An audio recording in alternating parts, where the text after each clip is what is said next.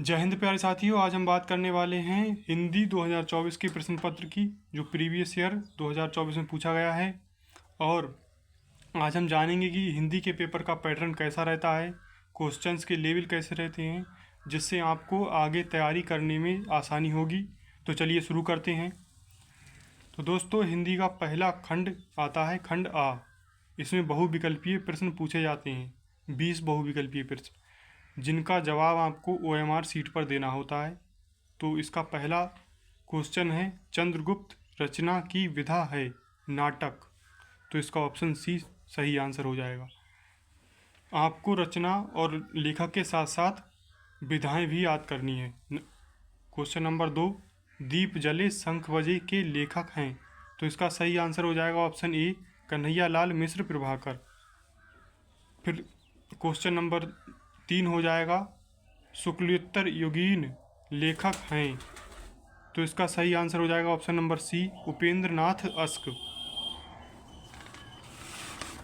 फिर question number 4, Hazari Prasad Dwivedi लेखक हैं। इसका ऑप्शन डी सही आंसर हो जाएगा, बाणभट्ट की आत्मकथा के।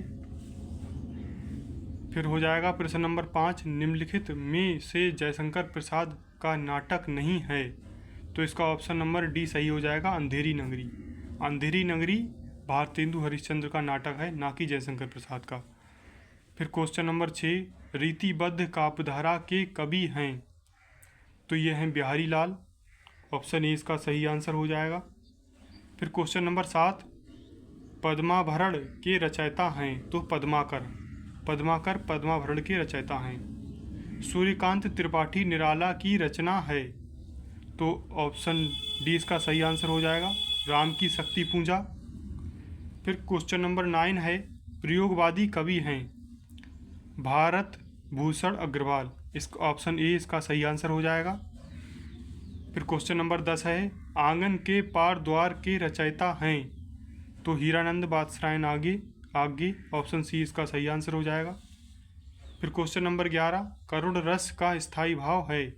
करुण रस का स्थायी भाव शोक है। ऑप्शन बी इसका सही आंसर हो जाएगा। चरण कमल बंदौ हरिराई में प्रयुक्त अलंकार है। तो रूपक, क्योंकि चरणों की कमल से तुलना की गई है और जिसमें पंक्ति में तुलना की जाती है वह रूपक अलंकार होता है। फिर क्वेश्चन नंबर 13, रोला छंद के प्रत्येक चरण में कितनी मात्राएं होती हैं। तो रोला छंद के प्रत्येक चरण में 24 मात्राएं होती हैं। फिर क्वेश्चन नंबर 14 हो जाएगा, अभ्यागत शब्द में उपसर्ग है अभी। अभ्यागत में उपसर्ग अभी। नीलकमल में समास है कर्मधारय समास। ऑप्शन सी इसका सही आंसर हो जाएगा।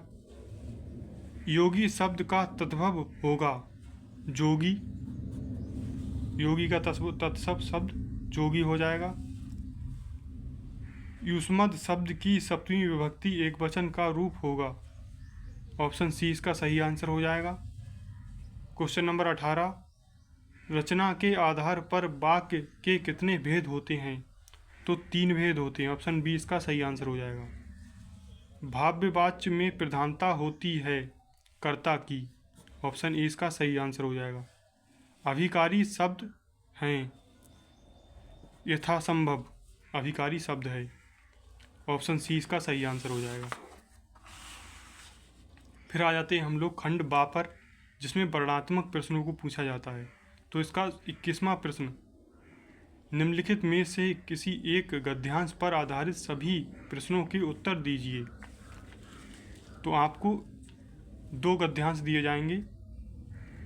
एक का ये है, कुसंग के ज्वार सबसे भयानक होते हैं, केवल नीति और सद्वृत्ति का ही नाश नहीं करता बल्कि बुद्धि का भी क्षय करता है।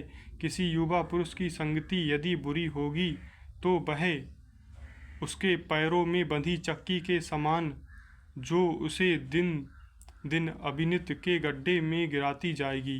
यदि अच्छी होगी तो सहारा देने वाली बाहु के समान होगी, जो उसे निरंतर उन्नति की ओर ले जाएगी। तो इसमें 3 प्रश्नों को दिया जाता है जिसमें आपको आंसर देना है। सबसे पहला है उपयुक्त गद्यांश का संदर्भ। तो आप पहले संदर्भ लिखेंगे कि प्रस्तुत गद्यांश हमारी पाठ्य पुस्तक हिंदी गद्य के मित्रता नामक पाठ से लिया गया है, जिसके रचयिता या लेखक आचार्य रामचंद्र शुक्ल हैं। इस तरह से आप संदर्भ लिख देंगे।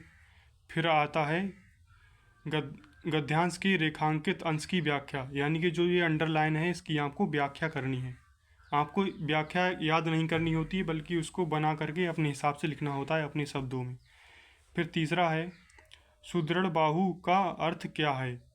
तो ये है सुदृढ़ बाहु का अर्थ है जो सहारा देने वाली भुजा के समान। फिर अथवा में अगर आपको ऊपर वाला नहीं आता है तो आप अथवा वाला कर सकते हैं, खंड खा। हिंदी में प्रगतिशील साहित्य निर्माण होता है, इस तरह से आप कर सकते हैं। इसमें भी 3 ही प्रश्नों को दिया गया है।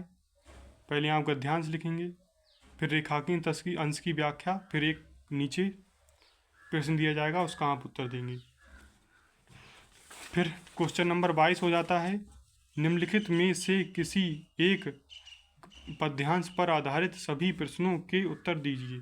मतलब कोई एक पद्यांश जो कि ये पद्य खंड का है, तो किसी एक पद्यांश की आपको व्याख्या देनी है। तो ये सबसे पहले है सवैये रसखान का गोरज बिरसे बिहारी लाल आंगन बच रहे, ये सब कुछ जो है वो आपका सवैये रसखान का है। इसमें भी आपको उपयुक्त गद्यांश का संदर्भ लिखना है सबसे पहले, फिर उसके बाद इनका सबका आंसर देना है। तो इसका संदर्भ देख लेते हैं। उपयुक्त पद्यांश हमारी पाठ्य पुस्तक सवैये रसखान नामक पाठ से लिया गया है, जिसके कवि रसखान हैं। और फिर आपको दोनों के आंसर लिख देना है। फिर खंड खा हो जाता है अथवा में, ये भी इसी तरह से इसके आंसर देना है। पहले आपको शीर्षक लिखना है या फिर शीर्षक या संदर्भ लिखना है, फिर रेखांकित अंश की व्याख्या देनी है, फिर उसके कवि एक और आंसर हो जाता है उसको लिखना है। फिर क्वेश्चन नंबर 23 हो जाता है नीचे दिए गए संस्कृत पद्यांशों में से किसी एक का संदर्भ सहित हिंदी में अनुवाद कीजिए। तो आपको 2 पद्यांश दे दिए हो जाएंगे जिसमें आपको संस्कृत से हिंदी में अनुवाद करना है। पहला है वाराणसी नामक पाठ से लिया गया है। तो आपके लिए जो संस्कृत में 2 सबसे इम्पोर्टेंट चैप्टर हो जाते हैं वो है एक तो वाराणसी, दूसरा है भारतीय संस्कृति। इन 2 चैप्टरों को अगर आप बेहतरीन तरीके से अगर याद कर लेते हैं तो आपका संस्कृत के 5 नंबर पक्के हो जाएंगे। फिर क्वेश्चन नंबर 24 नीचे दिए गए संस्कृत में से किसी एक श्लोक का संदर्भ सहित अनुवाद कीजिए। आपको संदर्भ के साथ अनुवाद लिखना है। नीर क्षीर विवेक आदि ऐसे करके दिए हुए हैं, इनके संदर्भ भी लिखना है, फिर उसके बाद इनकी व्याख्या करनी है हिंदी में। फिर दे देगा आपके लिए अपने पठित खंड के आधार पर निम्नलिखित में से किसी एक प्रश्न का उत्तर लिखिए। 3 नंबर का प्रश्न है ये, जिसमें आपके क्षेत्र में जो भी आता है उसको आप लिख सकते हैं। जैसे मातृभूमि के लिए, और ये अग्रपूजा है, मेवाड़ मुकुट है, मुक्ति दूत है, कर्ण है, ये जो भी आपके क्षेत्र में हैं अपने क्षेत्र के हिसाब से आप ले सकते हैं, करमवीर भारती आदि। और फिर ऑप्शन 26 हो जाएगा दिए गए लेखकों में से किसी एक का जीवन परिचय देते हुए उनकी प्रमुख रचनाओं का उल्लेख कीजिए। तो ये पद्मलाल पुन्नालाल बख्शी, जयशंकर प्रसाद, आचार्य रामचंद्र शुक्ल, रामधारी सिंह दिनकर, इन सभी के बिल्कुल इजी भाषा में मेरे ही इसी चैनल पर आपको सारे ही जीवन परिचय मिल जाएंगे। आप वहाँ से जा कर के देख सकते हैं। ये सभी इम्पोर्टेंट हैं। इन चारों को ही अगर आप याद कर लेंगे तो आपके पेपर में ये फंस जाएंगे। निम्नलिखित कवियों में से किसी एक कवि का जीवन परिचय लिखना है, जो ये भी 5 नंबर का है। तुलसीदास, मैथिली शरण गुप्त, सुमित्रानंद पंत, अशोक वाजपेयी, ये भी मेरे चैनल पर मिल जाएंगे आपको। और इनकी साथ में एक प्रमुख रचना भी लिखनी है। तो आप 2 नंबर की रचना होगी, 3 नंबर का जीवन परिचय। तो रचना ज़रूर लिखें ध्यान के साथ। फिर इसका ऑप्शन नंबर वो क्वेश्चन नंबर 27 हो जाएगा अपनी पाठ्य पुस्तक से कंठस्थ कोई एक श्लोक लिखिए जो इस प्रश्न में ना आया हो। जो इस प्रश्न पत्र में ना हो ऐसा एक आपको श्लोक लिखना है। और आप अगर 3 श्लोक याद कर लेते हैं तो आपका श्लोक फंस जाएगा और आप उसको लिख सकते हैं। बिल्कुल फ्री के 2 नंबर ये हो जाते हैं। फिर क्वेश्चन नंबर 28 हो जाता है, अपने मुडले की नालियों की समुचित सफाई के लिए मतलब एक प्रार्थना पत्र आपको लिखना है।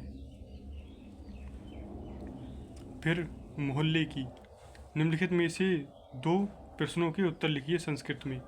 ये संस्कृत में आपको प्रश्न दिए हुए होंगे जिनके आपको उत्तर देने हैं। 2 नंबर का ये भी है, जैसे वीर केन पूछते, वीर वीरेन पूछते, मैत्री के वर्धते, ऐसे सब इनके आपको किसी 2 के आंसर लिखने हैं आपको।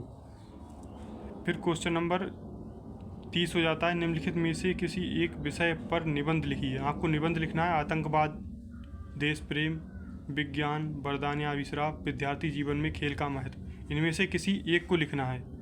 अगर आप ये चारों याद कर लेते हैं, याद नहीं करना है, इनको समझना है, इनके पैटर्न को समझ लेना है सिर्फ। और एक बेरोजगारी,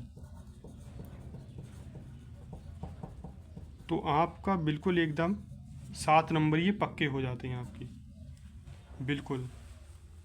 तो दोस्तों अगर वीडियो पसंद आई हो तो वीडियो को लाइक करें और चैनल को सब्सक्राइब करें ताकि ऐसी ही और बोर्ड एग्ज़ाम से संबंधित वीडियो आप तक पहुंचती रहें। धन्यवाद।